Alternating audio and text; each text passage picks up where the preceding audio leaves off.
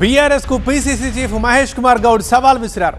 నిజామాబాద్ అభివృద్ధిపై చర్చకు సిద్ధమా, 10 ఏళ్ళు ఏం చేశారో చెప్తారా అంటూ సవాల్ చేశారు. సెంటిమెంట్ పేరుతో ఒకరు, మతం పేరుతో మరొకరు రాజకీయం చేస్తున్నారన్నారు.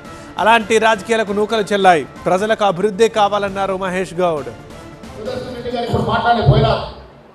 వారి గతంలో మంత్రి ఉన్నప్పుడు మెడికల్ కళాశాల వచ్చింది, వారి మంత్రిగా ఉన్నప్పుడు ఇరిగేషన్ ప్యాకేజీలు వచ్చినాయి.